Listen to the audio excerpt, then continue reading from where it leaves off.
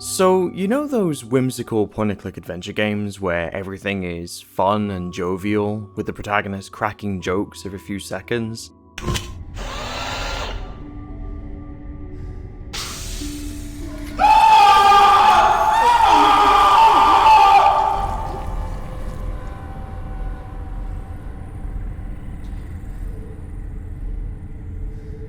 Well, this isn't one of those games.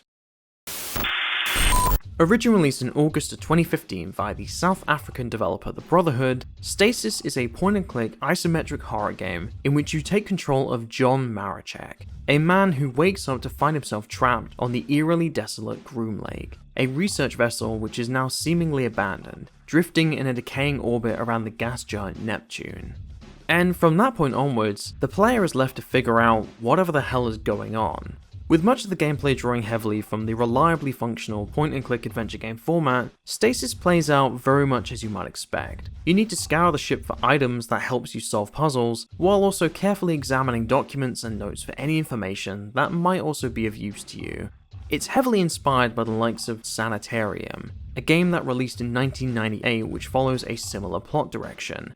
But where Sanitarium is a whole lot more psychological in nature, Stasis quickly reveals itself to be a far more visceral horror experience, one that largely draws inspiration from the likes of Alien and Dead Space. Throughout your journey, you'll soon bear witness to some truly gruesome examples of bloody carnage and intense body horror, with the previous inhabitants of the Groom Lake having been slaughtered in some unknown massacre by something that might just be skulking around the corner. Your first thought might be to jump back into that warm, comfortable stasis pod and sleep your worries away. But there's a catch. Your wife Ellen and daughter Rebecca are also somewhere on this ship, hopefully safe and sound, but the alternative also proves itself a very real possibility, and so you, the player, are now tasked with one mission.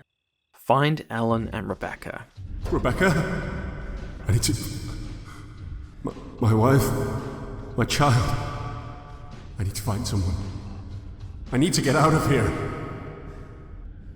As you proceed onwards throughout the Groom Lake, exploring its many rooms and encountering the various hazards that do pose a very genuine risk to you, the game's greatest assets are soon made abundantly clear. Above all else, Stasis is an absolute masterclass of environmental storytelling and some horrifically effective sound design.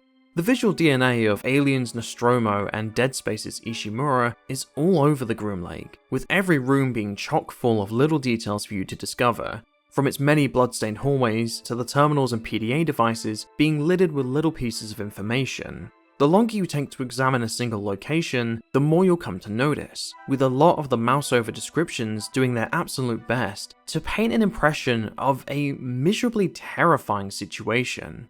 Children's toys lie in the room, seen through the observation point. A teddy bear is soaked in a red fluid, its matted hair plastered to the hard metal floor. As more of these descriptions are revealed, it becomes exceedingly apparent that no one is safe here. The bodies of men, women, and children scattered throughout the Groom Lake are in horrifying abundance, which only renders your objective all the more urgent. There's something lurking in these halls that you can't see, but the evidence of its brutality is impossible to ignore. I'm so sorry. I'm so sorry. With this in mind, things are already looking pretty bad for John, and it's the game's use of eerie sound design and a minimalistic soundtrack that truly cements this fact. No matter where you go, there's always something to hear if you're paying enough attention, from the disgustingly sticky sounds of something sickly moving around, to the distant screams and bangs echoing in the distance, or the creepy whispering of children that might just be your imagination, as if the Groom Lake itself was toying with you. It's a fantastically effective environment to explore, made all the more impactful with a decent set of headphones, with many references to classic science fiction horror also being a notable addition to the Groom Lake, one in particular being the previously mentioned Alien movies. From the PDA sound effects to character names, or the music bearing a recognizable similarity to the Prometheus soundtrack, and even some examples of character deaths, this game is a massive love letter to the Alien franchise, with leading designer Chris Bischoff even commenting on a Reddit thread that the Groom Lake itself was in fact inspired by an unused ship design for Alien Resurrection. There's even a ginger cat. but we won't talk about the cat. Please don't make me talk about the cat. The point is, the elements are all there for Stasis to excel in being a legitimately terrifying sci-fi horror experience, the only remaining factor now being in how it handles its gameplay and the overall direction of the story. And while I do have a lot of love for this game, I don't love all of it.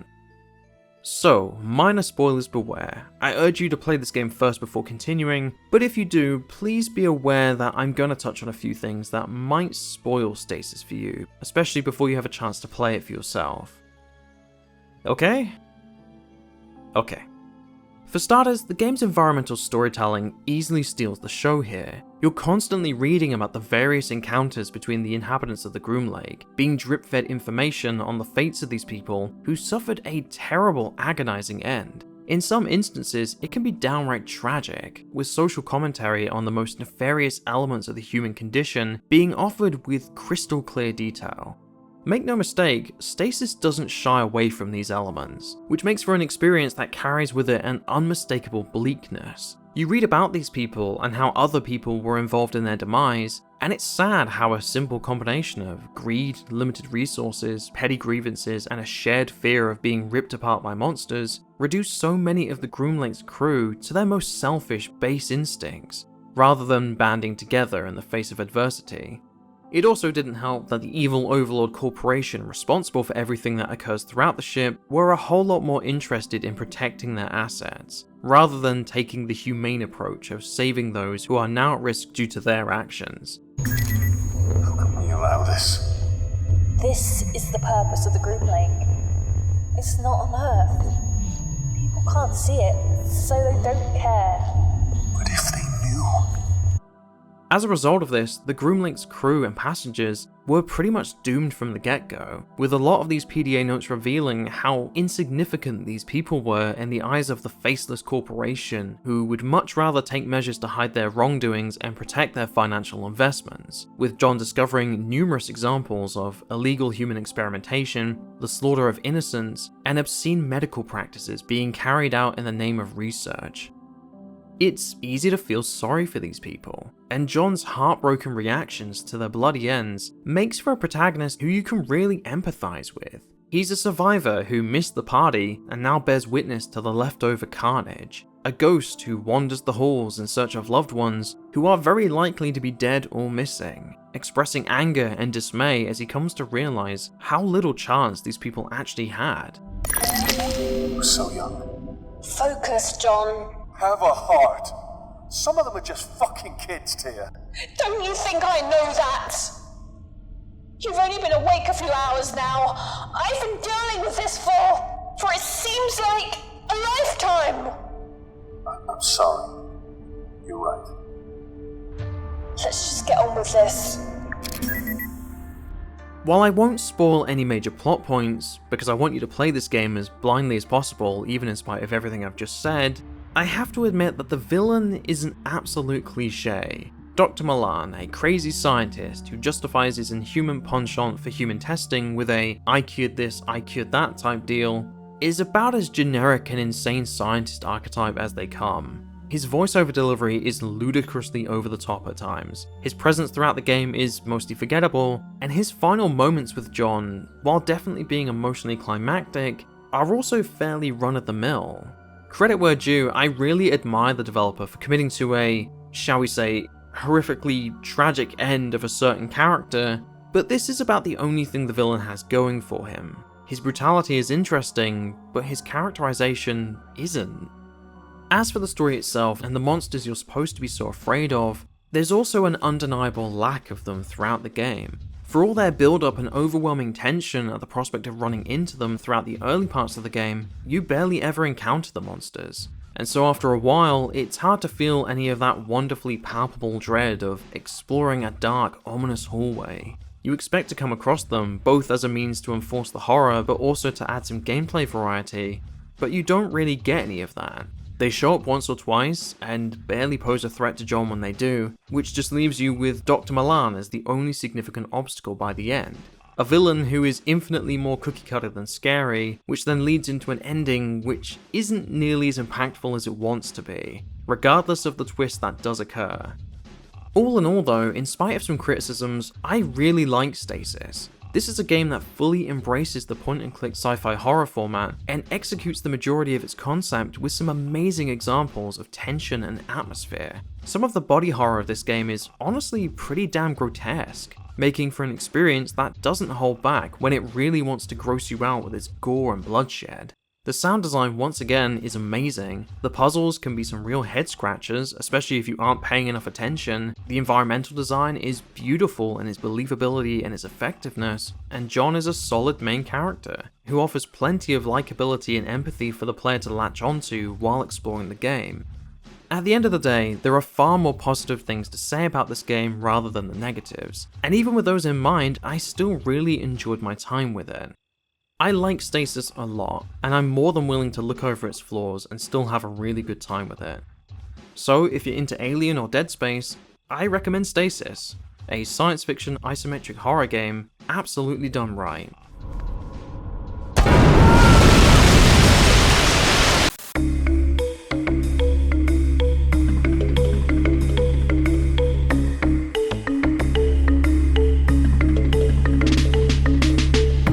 Hey everyone, thanks for watching the video.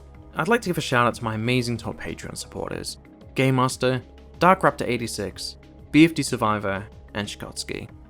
For those interested in Stasis, there's also a free prequel game out there. It's worth checking out, but I recommend playing Stasis first so you can get the full weight of this experience before any prequel details maybe spoil too much of what's going on. For barely £7 or $10, Stasis is well worth your time. Take care everyone. I'll see you in the next video.